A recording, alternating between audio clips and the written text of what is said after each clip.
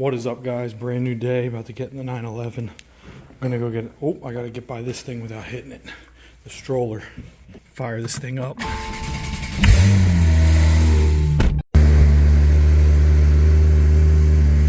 Angel numbers 222. It's a brand new day. Gotta stay positive. I gotta figure out what I'm doing today. When I start my day, I like to, when I know I'm going to work, like I'm going to sit down at a Starbucks with my laptop, I like to think of like, all right, what's the main thing I'm doing today? I like to do like just a couple main things so I don't get all just do busy work and jump around. Shout out to everybody watching the channel, man. I appreciate you guys. I took down my little merch store that I had. See, that's a perfect example. Oh, look at this Mustang. My brother had that car. When we were kids, my stepdad, he had like a car addiction. He bought two Mustangs at the same time. That one and the hardtop Fox body. I don't know if that's a Fox body. But the convertible one my brother had was a little bit older than that one, actually. But one was, he had one of each, a convertible and a hardtop. He asked my brother which one he wanted. He picked the convertible. And he had that car through high school.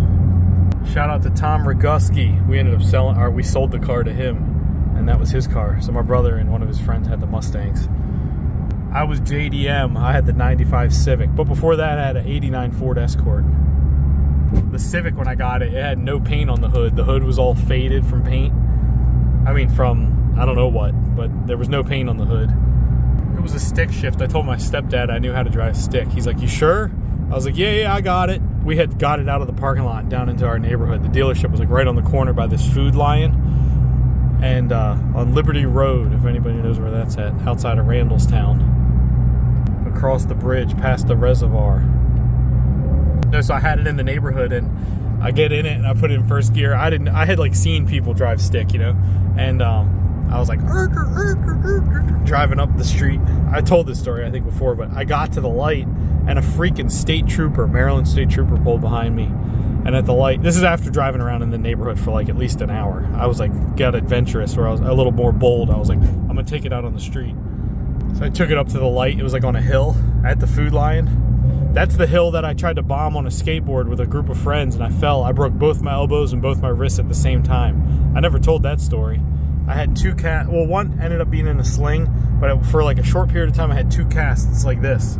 Both at the same time. They put the spoon in my hand and told me to put my mouth to it to make sure I could reach it, and I must have moved when they put the cast on because I couldn't reach my hand. I couldn't do anything.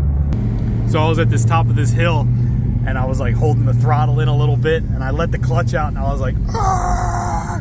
Across the intersection. The cop didn't pull me over though, which was good.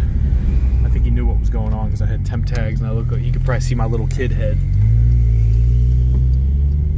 Every one of these houses is on the water, straight looking out at the bay. Actually, a lot of this land is owned by a guy that owns a construction company, a developer that's really big in this area. And actually, I know him because, well, I know his son because when I don't know if you guys ever watched the video where I told a story how I was like listening to K-Bong and Bob Marley, and I thought I was going to be island time, North Shore, Hawaii with no waves. I thought that I was going to be out here like Jamie O'Brien. So I got a beach lot under contract. Well, I hired an architect, and I found him, and I talked to him for like weeks because we thought he was going to build the home. So I went nutty, and I figured out a way that I was going to get this lot. Well, at the time, I wasn't thinking straight, and I was like, I'm just going to pay cash for it. I mean, that sounds crazy, but at the time, I didn't even have the money. I had like $400,000 out of the $1.2 million I needed, but I got the thing under contract. Later on in life, I learned a valuable lesson. You don't need to own something, you just need to control it. But I had this thing under contract, so I was controlling it. But the people who owned the lot originally, they wrote the Coca-Cola jingle, the family, like We Are the World or one of those songs. That might be Michael Jackson, I don't know. But there's like a video of people dancing from like the 70s or 80s, maybe the 60s, I don't know. And that's the family that owned it. And the woman just wanted to get rid of it. It was a vacant lot, 1 acre on the beach, straight on the Gulf. So I had it under contract. But the reason I got to know the developer who owns most of this land is that, because like the guy who I'm talking about, his family all lives in these houses, a lot of them. is that they are known for making the best homes around here. He told me he sold me on the first phone call when he's like, let me ask you something. He's like, where's the receptacles on your walls? I was like, on the walls?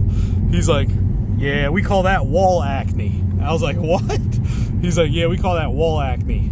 I was like, where's your receptacles?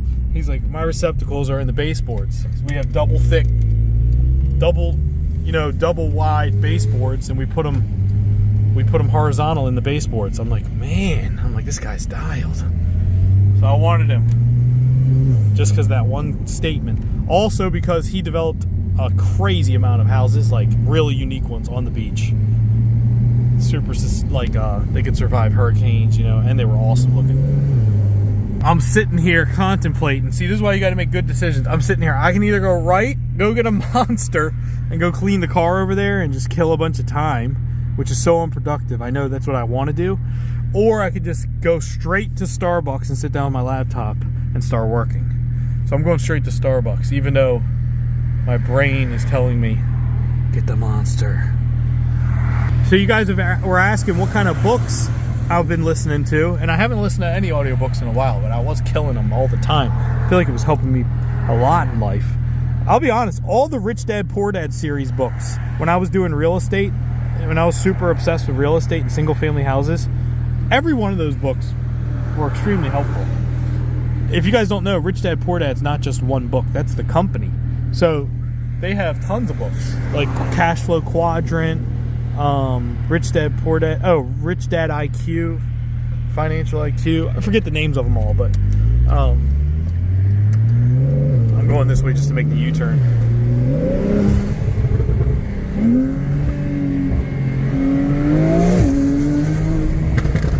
But all those books I like those a lot. And then when it comes to investing, man, if you guys are like new to investing, I feel like listening to just a book like One Up on Wall Street by Peter Lynch. It's short, it's real short, it's real easy to listen to. And Peter Lynch is just a likable guy. I don't know what it is about him. Like he's your next door neighbor, like, Pete, what's up? But if you guys don't know who Peter Lynch is, he ran the Magellan Fund for Fidelity for, I want to say, for 13 years. And he averaged like 20-some% a year. Maybe it was 18 years.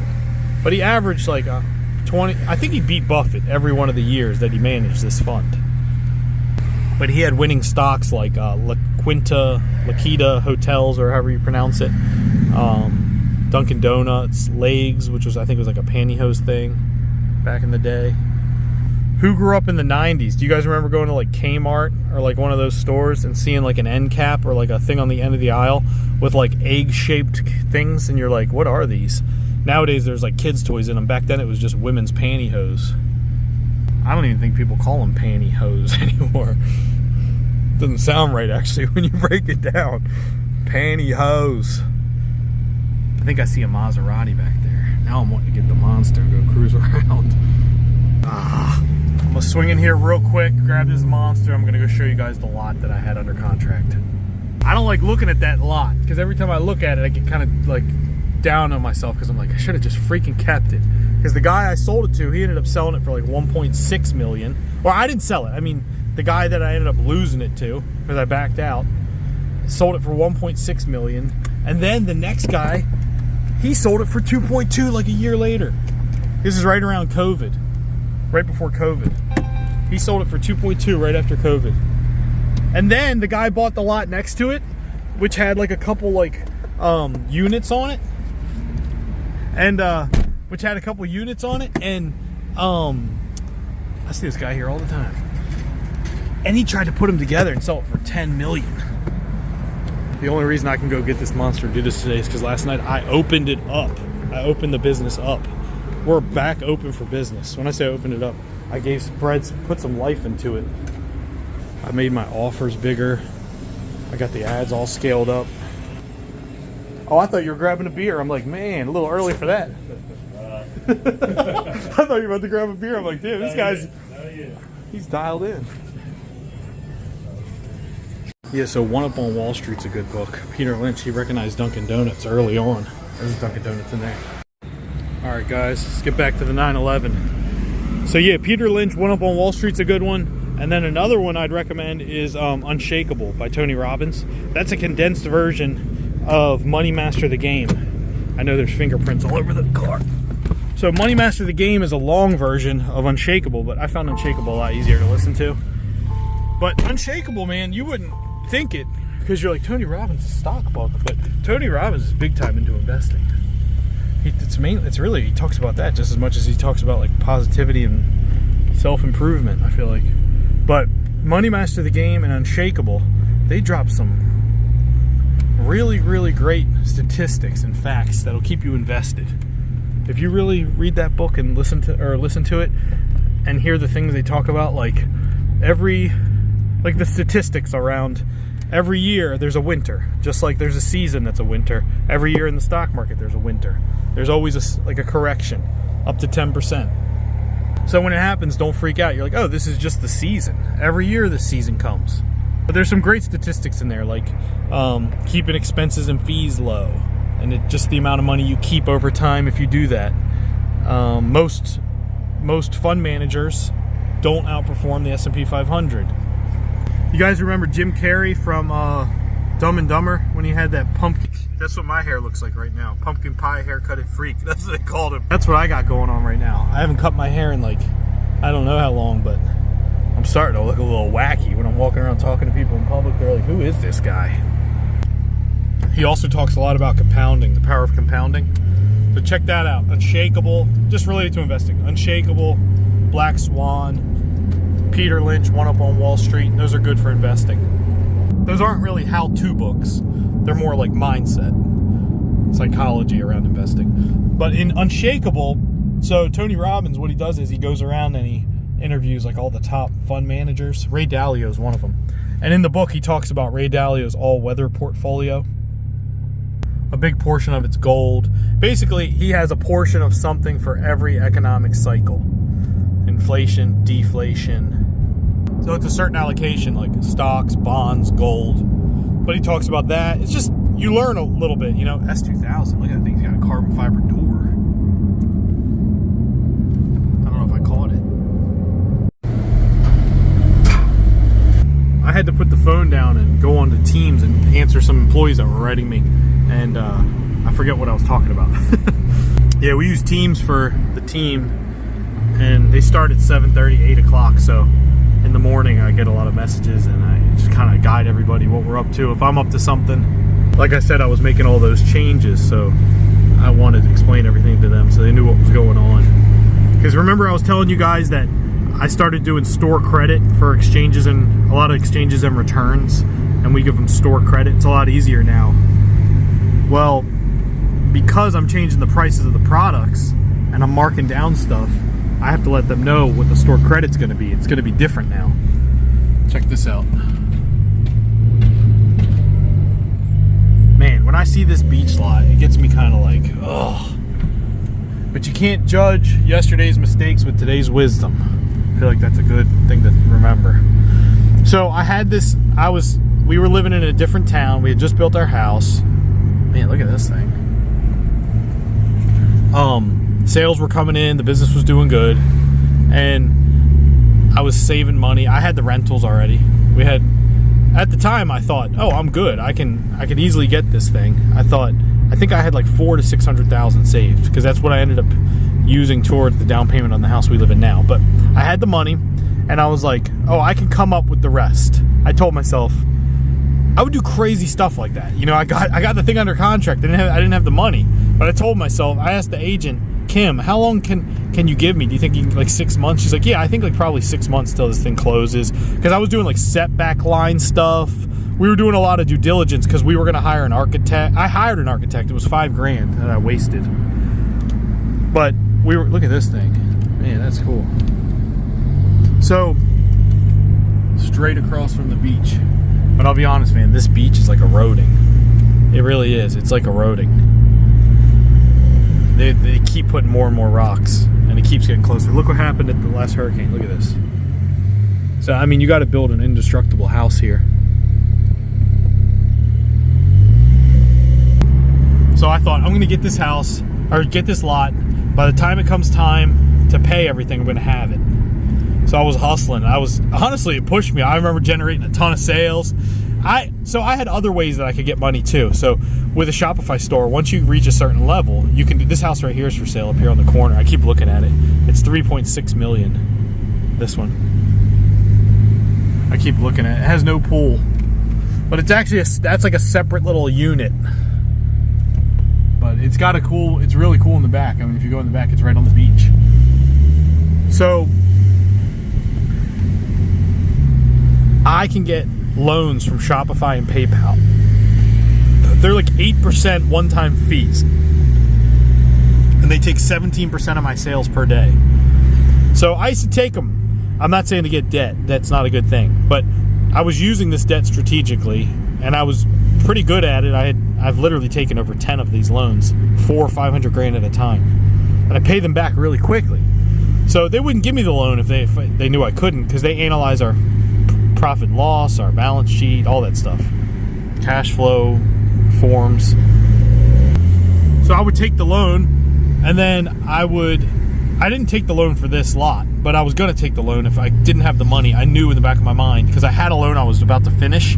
And with these loans, when you're halfway done paying them, you can take another one. But it doesn't make it to where you're paying two at one time. It just makes the amount you owe back to the full amount again. Man, check this out.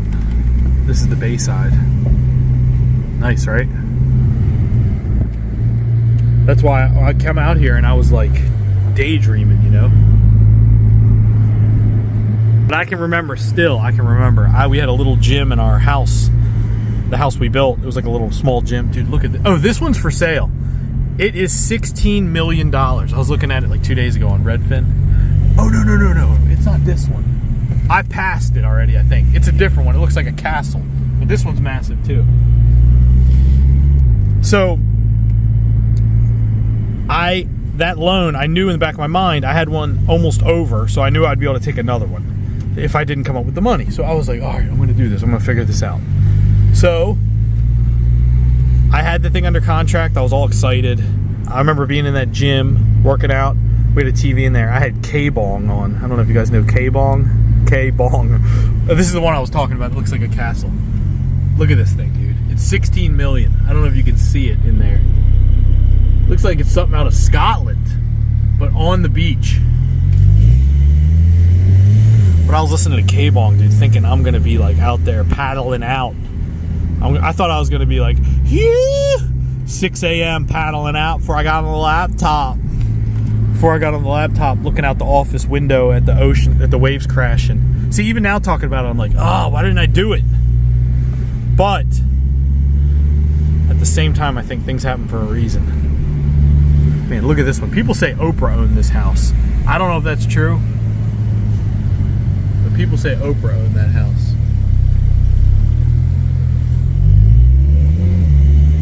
Look at this. Looks like Jumanji or something over here. Wait till you hit this turn up here. Check out this turn up here.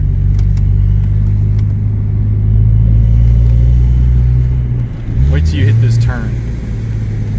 Oh, look at these walls. Imagine ripping through here.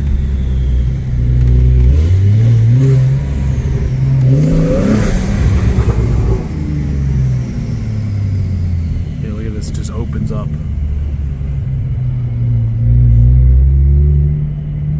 It's nice, right?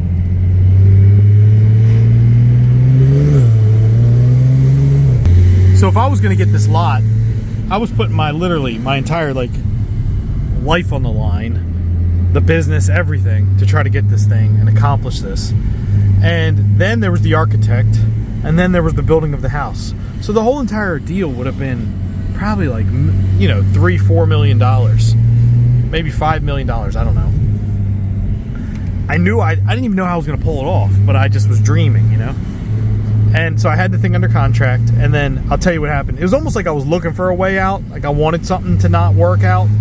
I think I could say that now, but I didn't realize it at the time because I was kind of fearful. I was going so deep in all this stuff. And I never thought I was going to ever get to a point where I was doing that. You know what I mean?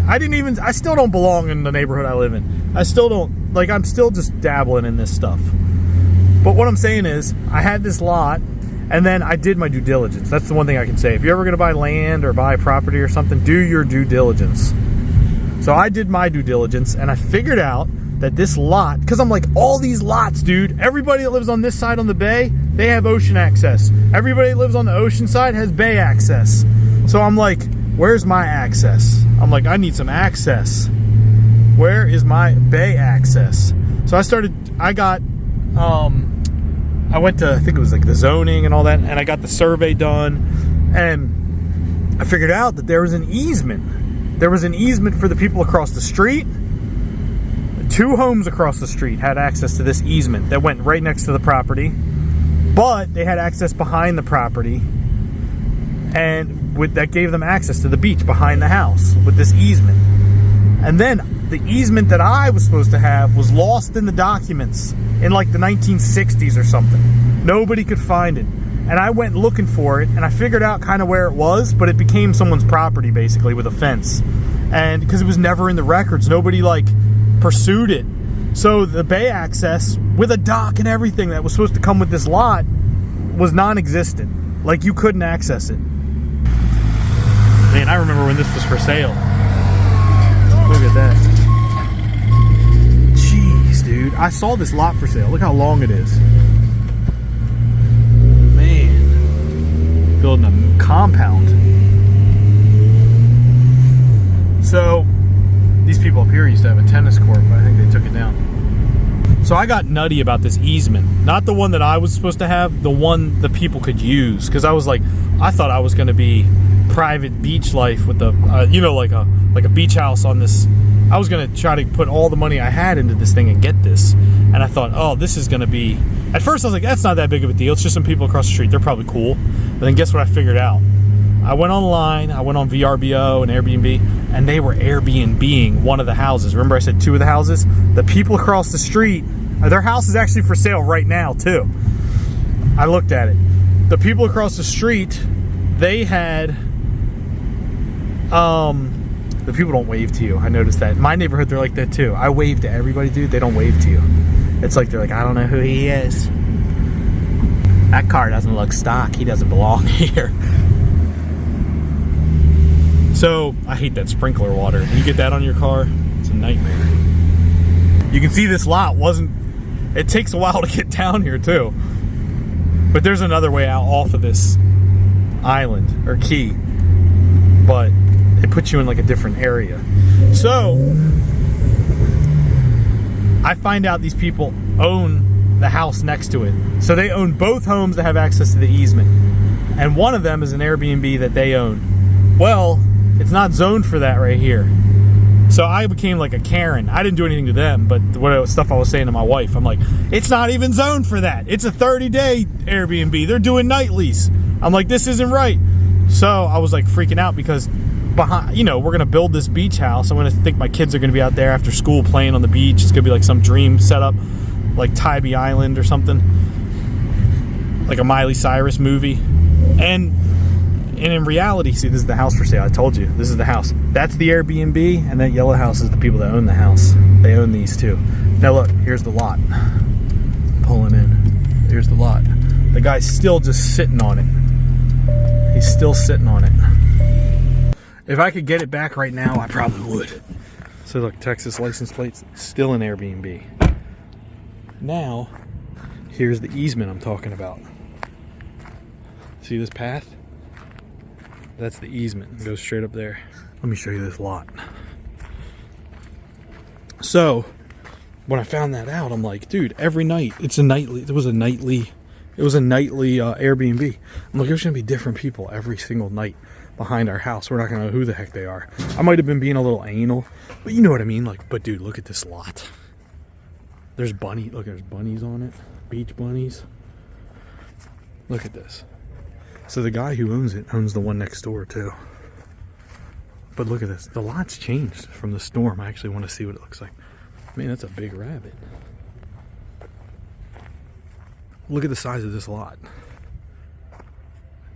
I wish I would have kept it. I'm an idiot, dude. But what I learned was, I thought I needed to buy it. But I could have just got it under contract, financed it. I probably even could have raised money. Or use those loans from Shopify and just held it. You know what I mean? That's what the guy did. He got it, controlled it. He just held it, and then he sold it. But I wouldn't want to sell it. Look at this. Do you see what I'm saying? This is like priceless to me. Look how big this lot is. And I had it, 1.2 million. And I backed out because of fear. So look. Look at this. Yeah, so because I really backed out, maybe mainly because of the easement. You see these little sticks? Those are turtle nests. But dude, isn't this nice? And that easement wouldn't even have been a problem. They probably come out and they're right here. I was being so anal. Yeah, look at this though.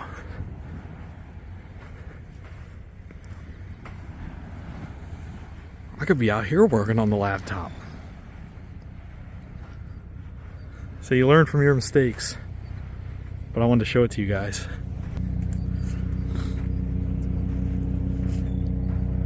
It's nice out here. It's hot but nice. Check out those. I like those kind of palm trees. Makes it look like the islands. Get down!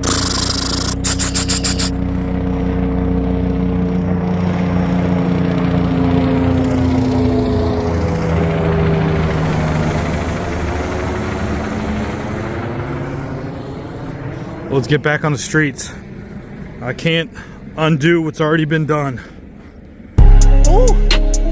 All right. Woo. This is light work.